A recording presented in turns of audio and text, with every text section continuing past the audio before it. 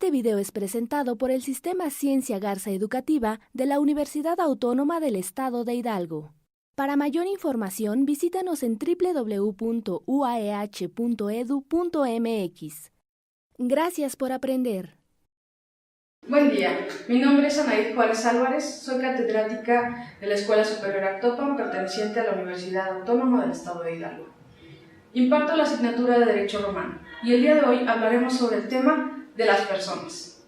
Por todos es conocido el grado de complicación que tiene el derecho romano y no es óbice de ello la categoría que tenía una persona dentro de la sociedad romana. Es así como podemos encontrar diversas clasificaciones que van desde el grado de un esclavo, de un liberto, que fue un esclavo liberado, de hombres libres, de no ciudadanos, es decir, personas que llegaron del extranjero y se establecieron en Roma. Y por último, en el mejor de los grados está el grado de ciudadano. Debemos aclarar que este grado de ciudadano no era compartido hacia las mujeres, quien, como podemos ver en la gráfica, se encuentra en un apartado, ya que las mujeres no eran consideradas como ciudadanos completamente con todas las categorías y las prerrogativas que tenían los hombres. Es por eso que debemos explicar en qué consiste esa categoría de ciudadano romano. Las ventajas de ser ciudadano se contenían en el derecho privado y uno de ellos era el jus connubium. El jus connubium era esa aptitud que podía tener un ciudadano para contraer matrimonio. El jus commercium era el derecho que tenían para adquirir y transmitir la propiedad.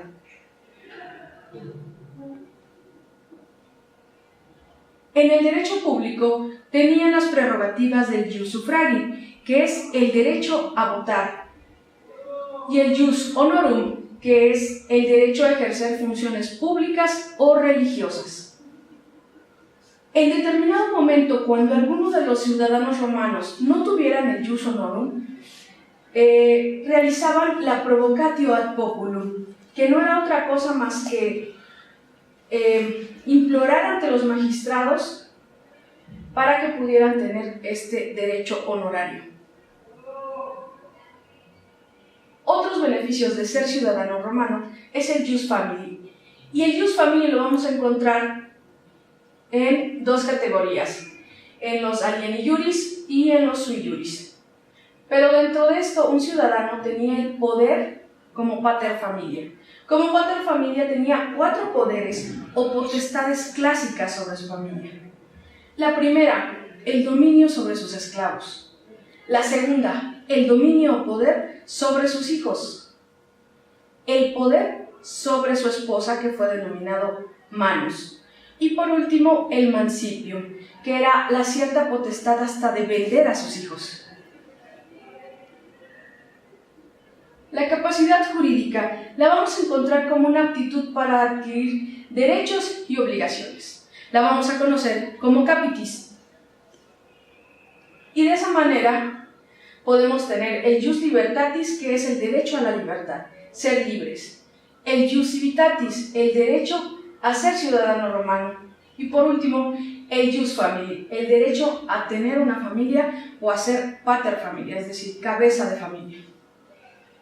La posesión de estos 3 estatus va a entenderse como esa plena capacidad jurídica, y a eso se le llama capitis. Algo que era muy grave en Roma era perder la capitis, porque eso significaba un estado de degradación como ciudadano. Era penoso, era deshonroso. Y tenemos que hay 3 tipos de capitis diminutio, que es la máxima, donde el ciudadano romano perdía su libertad y era reducido a la esclavitud. Y ser reducido a la esclavitud es ser reducido a una cosa. La capitis diminutio media era renunciar a la ciudadanía, y generalmente eran ciudadanos que ante la pena eran desterrados de Roma. Y por último, la capitis diminutio mínima es el matrimonio bajo la manus, es decir, cuando los hombres romanos eran considerados como adoptados, como adrogados, y este es el grado mínimo de capitis diminutio. Pero aclaremos, en Roma era deshonroso estar en este grado. Hablamos de un grado menor de ciudadano, los no ciudadanos. Estaban protegidos por el jus gentium, que es el derecho que tienen los ciudadanos o extranjeros que solo participaban en ciertas instituciones en Roma.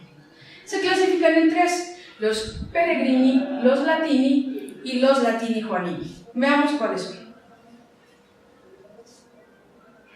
Los peregrini eran extranjeros llamados peregrinos porque son habitantes de los países con los cuales Roma hacía alianzas. Y para proteger el derecho de estos peregrinos se creó la figura de un pretor peregrinus. Ellos no tenían derecho a casarse, no tenían derecho a comprar o vender cosas y no tenían derechos políticos, pero sí gozaban del jus gentium, que es el derecho de gentes. Actualmente ese derecho de gentes lo conocemos como el derecho internacional. Los latini eran peregrinos tratados con ciertos beneficios y había tres tipos: los latini veteres, latini coliniari y latini juanini. Los veteres eran los habitantes del antiguo Latium. Después de la caída de Alba, que es una ciudad cercana a Roma, fue la cabeza de una confederación de ciudades latinas. Y recuerden que Roma fue fundada por tres tribus. Una de ellas fue la de los latinos, así que estaban considerados con ciertos beneficios. Ellos sí podían vender, podían casarse y podían encontrar en Roma su derecho al voto. Los coliniari. Estos eran romanos que vivían en colonias. Para afianzar su dominación, Roma estableció ciertas colonias que fueron romanas y latinas. Las romanas eran la parte más pobre, algo así hoy como las favelas en Brasil. Las colonias romanas eran personas pobres y lejanas a la población. Generalmente eran los que fueron desterrados y formaban estas colonias. Las colonias latinas estaban formadas por latinos o por ciudadanos que voluntariamente abandonaron su patria, perdiendo así los derechos como ciudadanos. Ellos podían vender, pero no podían tener un matrimonio bajo el jus connubium. El jus connubium es el mejor matrimonio. Los latini juanini pertenecieron al principio del imperio y fueron protegidos por la ley Juniana Urbana, de ahí viene su término de juanini, y se concedió a ciertos libertos, es decir, esclavos liberados, con la condición de que permanecieran en ciertas colonias que eran ventajosas para Roma.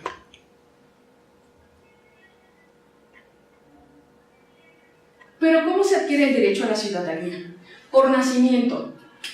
Esta es una de las causas, ya que va a determinar la condición del padre o la madre, y no por el lugar del nacimiento, sino porque naciste de un hombre o de una mujer romana. ¿Y por causas posteriores al matrimonio podemos considerarnos ciudadanos romanos? Sí.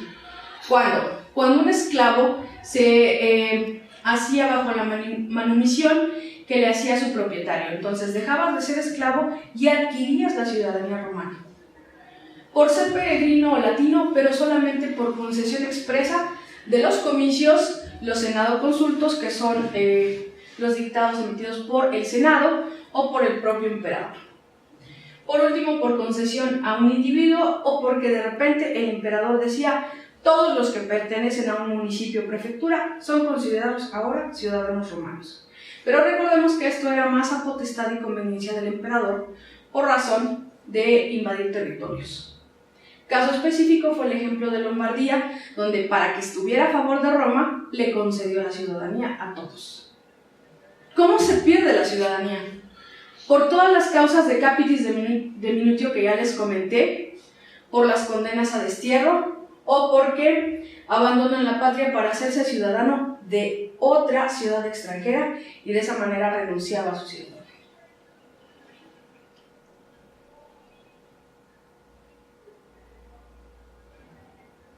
¿Existían concesiones de derecho por parte de los emperadores a los individuos?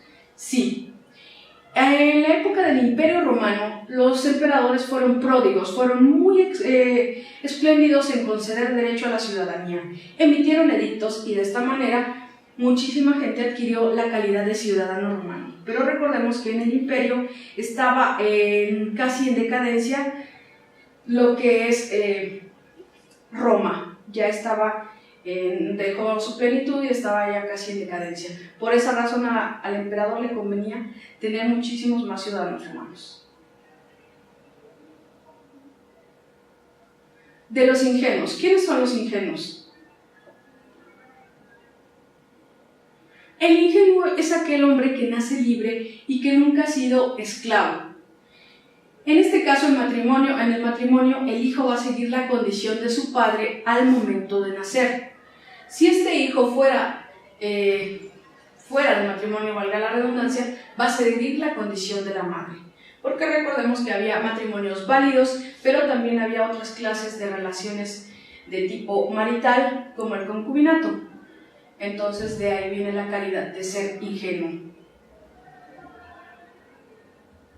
De los libertinos.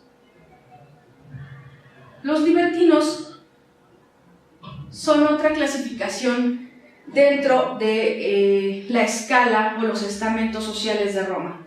El libertino va a ser aquel liberado de la esclavitud legal y conforme al derecho se considerará una persona libre. De esa manera, el patrono se convierte en libertus y el esclavo que entra ahora a la sociedad se convierte en libertino.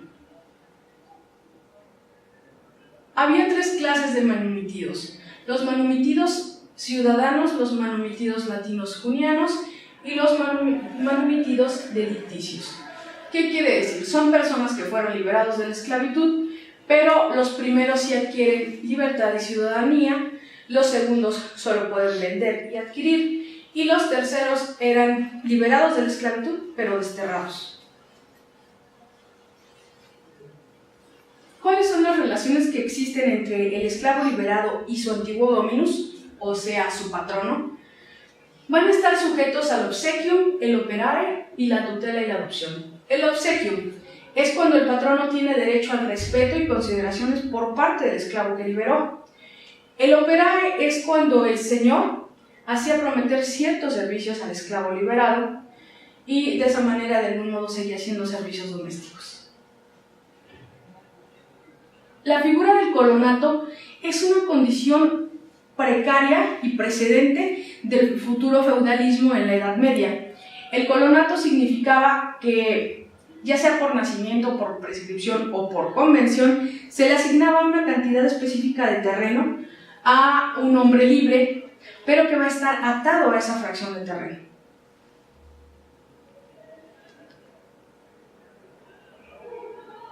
Alieni iuris es otra calidad dentro de las personas que están sometidas a la autorización de otro, es decir, aquellos que van a estar bajo el poder y mandato del pater familias.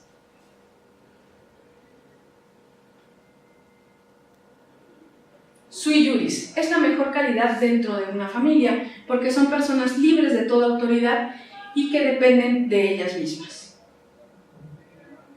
Las clases de poderes dentro de los sui iuris. Los sui iuris son, en primer lugar, el pater familias, el líder de la familia. Tiene derecho a un patrimonio y ejerce los 4 poderes sin importar su edad. Hagamos la aclaración que llegaban a haber paters familias hasta de 12 años de edad. La autoridad del dueño sobre el esclavo, la patria potestad, el manus y el mancipium.